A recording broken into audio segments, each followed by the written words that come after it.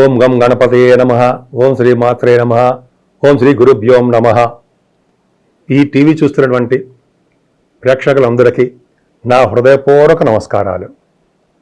ఇప్పుడు మనం విశ్వావసు సంవత్సరంలో 12 రాశుల వాళ్ళకి ఎలా ఉండబోతోందో తెలుసుకుందాం. ముందుగా మేషరాశి. మేషరాశి వారికి ఆదాయ వ్యయాలు ఎలా ఉన్నాయి, రాజపూజ్యాలు ఎలా ఉన్నాయో ఇప్పుడు మనం తెలుసుకుందాం. మేషరాశిలో ముందు నక్షత్రాలు ఏంటి? అశ్వని 1, 2, 3, 4 పాదాలు, భరణి 1, 2, 3, 4 పాదాలు, కృత్తిక 1వ పాదం. ఈ 9 పాదాలు ఉంటాయండి. సో ఈ రాశి వారికి ఆదాయం ఎలా ఉంది? ఈ రాశి వారికి ఆదాయం 2, వ్యయం 14, అలాగే రాజపూజ్యం 5, అవమానం 7. ఈ మేషరాశి వారికి 12వ భావంలో గ్రహాల ప్రభావం వలన, అంటే జనరల్గా శని ప్రభావం అంటే 12 రాశిలోనే ఉంటాడు మేషరాశి వాళ్ళకి. సో 7 నాటి ప్రభావం స్టార్ట్ అయినట్టే. ముఖ్యంగా ద్వితీయ భావం చూసుకుంటే ఫైనాన్షియల్గా అంటే ఆర్థికంగా చాలా చాలా బాగుంటుంది. ఆర్థికంగా బాగుండడమే కాకుండా ధన సంపాదన కూడా అద్భుతంగా ఉంటుంది. ముఖ్యంగా 9th హౌస్ లార్డ్ అయినటువంటి గురుడు 12వ భావాధిపతుడు అవడం వలన, 3వ భావంలో ఉండడం వలన ఆయన ఎక్కువగా మీరు ప్రయాణాలు చేయవలసి వస్తూ ఉంటుంది. అలాగే మీ తోబుట్టు వాళ్ళని కలవడము, ప్రయాణాలు చేయడము, అంతేకాకుండా కొత్త కొత్త ఆలోచనల్ని కార్యరూపం దాల్చడము జరుగుతుంది. మే 15వ తారీఖు గురుడు మీకు మిథున రాశిలోకి వస్తున్నాడు, 3వ భావంలోకి వస్తున్నాడు కాబట్టి ఫలితాలు ఉంటాయి. అంతేకాకుండా 4th భావంలో యాక్చువల్గా అక్టోబర్ నెలలో పరమోచ్చలో ఉంటాడండి ఆయన, అంటే కర్కాటక రాశిలో ఉచ్చ స్థితిలో ఉంటాడు. 9th హౌస్ లార్డ్ 4th భావంలో ఉండడం గొప్ప అదృష్టము. అంతేకాకుండా 12వ ఇంటి వాడు 4వ ఇంట్లో ఉండడం వల్ల అక్టోబర్, నవంబర్ నెలల్లో మీకు ఫారిన్ కంట్రీస్ వెళ్ళడానికి అవకాశాలు ఎక్కువ ఉంటాయి మేషరాశి వాళ్ళకి. మీ జాతకాలు రీత్యా చూసుకోండి. 12th హౌస్ లార్డ్ 4th భావంలో ఉన్నాడు కాబట్టి గురుడు ఫారిన్ కంట్రీస్ తీసుకెళ్తారు, ఉన్నతమైన విద్య రీత్యా విదేశాలు వెళ్తారు. అంతేకాకుండా 4th భావంలో ఉండడం వల్ల మీ తల్లిగారి యొక్క ప్రేమాభిమానాలు మీకు ఎక్కువగా ఉంటాయి. చదువు బ్రహ్మాండంగా వస్తుంది. వాహన యోగము, గృహయోగము అద్భుతంగా ఉంటుంది. ముఖ్యంగా వ్యవసాయదారులకి వాళ్ళ పంటలు బాగా పండి వాళ్ళు ఆనందోత్సవాలతో ఎక్కువ ఉంటారు. ముఖ్యంగా అక్టోబర్, నవంబర్ నెలలో మరింత ఆనందంగా మీరు ఉండడానికి అవకాశాలు ఎక్కువ ఉన్నాయి. అంతేకాకుండా సంగీతంలో ఉన్న వాళ్ళకి, అంటే మ్యూజిక్ డైరెక్టర్స్ కానీ, మ్యూజిక్ నేర్చుకునే వాళ్ళకి కానీ ఈ సంవత్సరం చాలా బాగుంటుందండి. ముఖ్యంగా అక్టోబర్, నవంబర్ నెలలో చాలా బాగుంటుంది. అసలు ముఖ్యంగా చెప్పాల్సింది ఏంటంటే జూలై నుంచి నవంబర్ నెల వరకు కూడా శని వక్రగతిలో ఉండడం వల్ల ఫలితాలు అంత అద్భుతంగా మాత్రం ఉండవు. ముఖ్యంగా మేషరాశి వాళ్ళకి 7 నాటి ప్రభావం కూడా స్టార్ట్ అయింది. 12వ భావంలో శని ఉంటాడు. సో 12వ భావంలో శని ఉండడము 7.5 సంవత్సరాల పాటు ఉండడం వలన, పైగా జలతత్వ రాశిలో 12వ భావంలో ఉండడం వలన నీటి గండం సూచిస్తోంది మీకు. దానివల్ల ప్రమాదం ఏమి లేదండి. ప్రమాదాలు ఏం పడవలసిన అవసరం, అంటే భయపడవలసిన అవసరం ఏమీ లేదు. మీకు పంచమ స్థానం చూసుకుంటే కేతు ఉన్నాడు. కేతు కూడా 18 మే నుంచి కూడా మారుతున్నాడు ఈ సంవత్సరంలోనే.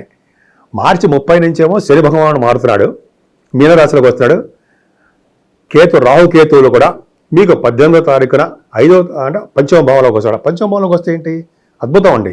ముఖ్యంగా పిల్లలు లేని వాడికి పిల్లల్ని ఇస్తాడు, ఆడపిల్లల్ని ఇస్తాడు. ముందర మీ జాతకాల్లో కూడా చూసుకోండి. పంచమ భావంలో కానీ కేతు ఉంటే ఫస్ట్ లేడీ ఉంటాడు, ఆడపిల్ల పుట్టడానికి బ్రహ్మాండంగా ఉంటుంది. తర్వాత కొన్ని సంవత్సరాల తర్వాత మగ పిల్లవాడు ఉంటాడు. అది పక్కన పెడితే సినిమా రంగంలో ఉన్న వాళ్ళకి, కళారంగంలో ఉన్న వాళ్ళకి మంచి డెవలప్మెంట్స్ ఉంటాయండి.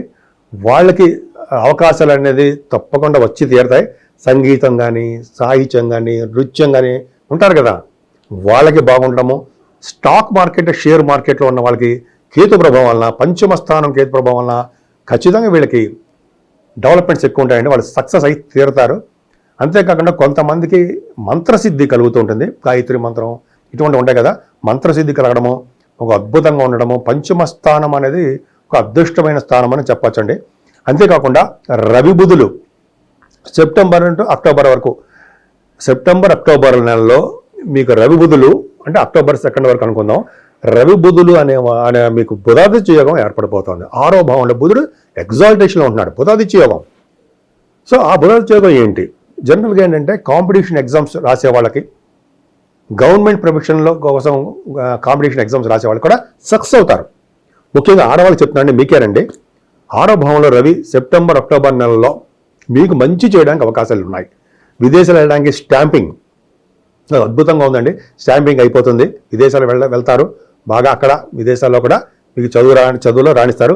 ముఖ్యంగా అదృష్టవంతులుగా ఉంటారండి మీరు. ఎందుకంటే రుణ బాధలు కానీ, రోగ బాధలు కానీ, శత్రు భయం కానీ ఆ టైంలో మీకు ఉండదు. ఆ టైంలో అంటే సెప్టెంబర్ అక్టోబర్ నెలలో తక్కువ. ముఖ్యంగా మీ ఇంట్లో శుభకార్యాలు బాగా జరగబోతున్నాయండి. సప్తమ స్థానానికి గురుదృష్టి ఉండడమే కారణం. మే నెల నుంచి కూడా వివాహాది వేడుకలు మీకు జరగబోతున్నాయి.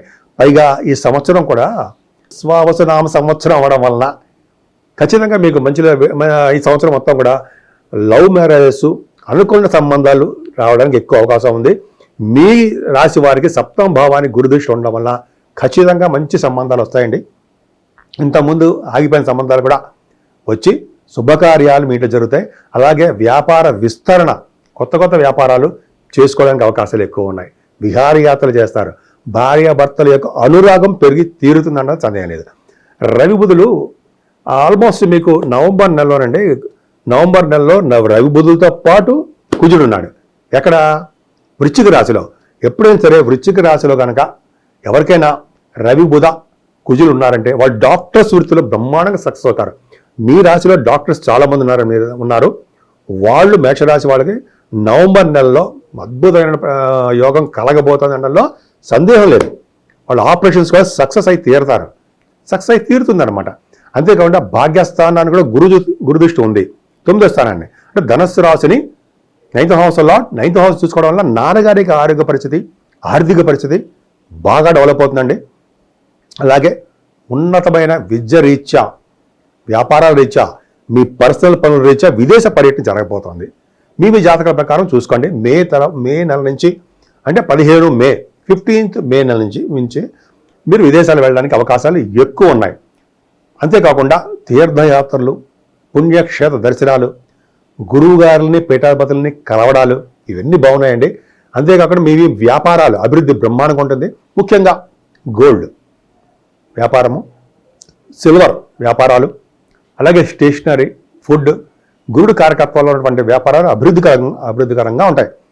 ముఖ్యంగా యాస్ట్రాలజర్స్ ఉంటారు కదా, జాతకాలు చెప్పేవాళ్ళు, వాళ్ళకి బాగా వాగ్ధాటి, వాక్శుద్ధి ఎక్కువ ఉంటుందండి భాగ్యస్థానంలో గురుడు ఉండడం వల్ల.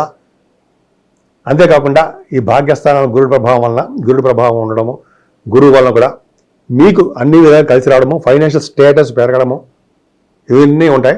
ముఖ్యంగా రాజకీయ రంగంలో ఉన్న వాళ్ళకి ఈ రవి బుధుల కాంబినేషన్ వల్ల వారికి కలిసి వచ్చే అంశం అని చెప్పచ్చు. అంతేకాకుండా అక్టోబర్ నవంబర్ నెలలో కూడా దశమ స్థానానికి గురుదృష్టి ఉంది మీకు. అంటే ఏంటి అంటే జనరల్గానండి మీరు చేసే ఉద్యోగ భద్రత బాగుంటుంది. ముఖ్యంగా సాఫ్ట్వేర్ రంగ ఉద్యోగస్తులకి, అలాగే బ్యాంకింగ్ రంగంలో ఉన్న వాళ్ళకి, ఫైనాన్స్ రంగంలో ఉన్న వాళ్ళకి, ఈ chart accountancy, cost accountancy, CMA, CA అంటాం కదా, వాళ్ళందరికీ కూడా చాలా అద్భుతమైన ఫలితాలు, మంచి ఉద్యోగ భద్రత ఉంటుంది. ముఖ్యంగా ఆడవాళ్ళు కూడా చెప్తున్నానండి, ఉద్యోగం చేస్తున్న వాళ్ళకి కూడా వాళ్ళకి డెవలప్మెంట్స్ బాగా ఉంటాయి. రియల్ ఎస్టేట్ రంగం బాగా కలిసి వస్తుంది మీకు, అద్భుతం. అన్నిటికంటే గొప్ప అదృష్టం ఏంటంటే రాహు లాభస్థానంలో ఉండడం గొప్ప అదృష్టం అండి. అంటే మే 18వ తారీఖు నుంచి రాహు లాభస్థానంలో ఉండడము గొప్ప అదృష్టం. అంటే అదృష్టం ఏంటి అంటే ఏంటంటే మీరు చేస్తున్నటువంటి బిజినెస్లు బాగా ఉంటాయి. ఆయన వాయుతత్వ రాశిలో రాహు ఉండడము, కుంభరాశిలో ఉండడం వల్ల ఫ్లైట్స్ ఎక్కి తిరగడానికి అవకాశం ఉంటుంది. విదేశ పర్యటనలు చేస్తారు. తరచూ ఫ్లైట్స్ ఎక్కడము, విదేశాలు వెళ్ళడము, మీరు చేస్తున్నటువంటి వ్యాపారాభివృద్ధి బ్రహ్మాండంగా ఉండడము, ముఖ్యంగా సాఫ్ట్వేర్ రంగము, అలాగే సిమెంట్, ఆటోమొబైల్ ఇండస్ట్రీస్, కోల్, రావు కారకత్వాలు ఇవన్నీ కూడా, కంప్యూటర్స్, హార్డ్వేర్ మెటీరియల్స్ అంటాం కదా, ఫ్లైట్స్ సంబంధించిన వాళ్ళు, ఇవన్నీ కూడా మీకు రావు ప్రభావం వల్ల మీరే వ్యాపారం చేసిన ఆ వ్యాపార అభివృద్ధి ఖచ్చితంగా బాగుంటుందండి. సంవత్సరన్నర పాటు మే 18 నుంచి 2026, 2027 కూడా ఆ రాహు లాభస్థానం మిమ్మల్ని సర్వదా కాపాడుతుంటాడు. అంతేకాకుండా గురుడు కూడా మిమ్మల్ని కాపాడుతాడు. గురు రాహుల యొక్క కాంబినేషన్ మేషరాశి వాళ్ళకి అద్భుతంగా ఉంది. భయపడవలసిన అవసరమే లేదు. కాకపోతే ఏంటంటే చిన్న ఇబ్బంది ఏంటంటే శని మీకు పాపత్వం అంటాడు, మీకు మ్యాలిఫిక్ బాధ కూడా అవుతాడు. ఎందుకంటే 11వ ఇంటి ఆధిపత్యం వచ్చాడు కాబట్టి బాధ కూడా అవుతాడు. ఈ బాధ కూడా ఎక్కడికి వెళ్ళాడు? 12వ భావంలో ఉన్నాడు. 12వ భావం ఎక్కడ ఉన్నాడు? జలతత్వ రాశిలో ఉన్నాడు. కాబట్టి మీకు నీటి గండం ఉండడానికి అవకాశం ఉంది. గండం అంటే నిజంగా మనకైనా ఇబ్బంది ఉంటుందండి, చనిపోతామా? ఏం కాదు, జస్ట్ అవకాశం ఉంటుందంటే తప్ప జరుగుతున్న దశలు, జరుగుతున్న దశల మీద ఆధారపడి ఉంటుంది. నేను ఇండికేషన్ మాత్రమే, సూచనలు మాత్రమే చేస్తున్నా. సో 12వ భావంలో శని అంత మంచివాడు కాదు, ఖర్చులను అధికంగా ఇస్తాడు. అంతేకాకుండా మనకి దైవభక్తి, మీకు దైవభక్తి కలిగేట్టుగా చేస్తుంటాడు ఆయన. తర్వాత పిల్లలతో టైం ఎక్కువ స్పెండ్ చేసేట్టుగా శని భగవాన్ కలిగిస్తుంటాడు. ఎక్కువ కష్టపడేటి చేస్తుంటాడు.